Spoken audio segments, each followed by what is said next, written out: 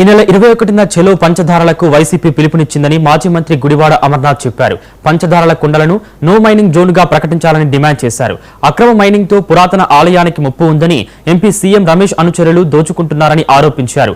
అనుమతులకు మించి తవ్వకాలు జరిగాయని అధికారులపై చర్యలు తీసుకోవాలని అమర్నాథ్ కోరారు.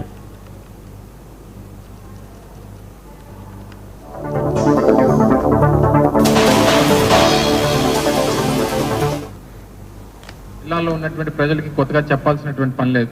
గడిచినటువంటి 6 మాసాలుగా స్థానిక పార్టీ ఇన్ఛార్జ్ అయినటువంటి ధర్మశ్రీ గారు, జిల్లా పార్టీ అధ్యక్షులు ప్రసాద్ గారు, స్థానిక నాయకత్వం మైనింగ్ కి పర్మిషన్స్ ఇస్తా ఉన్నారు, టెంపరరీ పర్మిట్స్ ఇస్తా ఉన్నారు.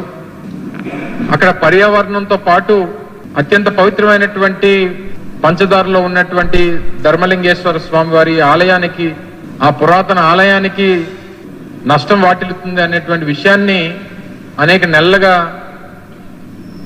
జిల్లా కలెక్టర్ కానీ, మైన్స్ డిపార్ట్మెంట్కి కానీ, స్థానిక రెవెన్యూ అధికారులకు కానీ మొరపెట్టుకున్నా సరే గడిచినటువంటి మే మాసంలో విజయ్ కుమార్ నాయుడు అనేటువంటి వ్యక్తి పేరిట 2.5 హెక్టార్లు లీజ్ ఇవ్వడం, మరికొంతమంది కూడా క్వారీలు పర్మిట్లు ఇవ్వడం అనేటువంటిది జరిగింది.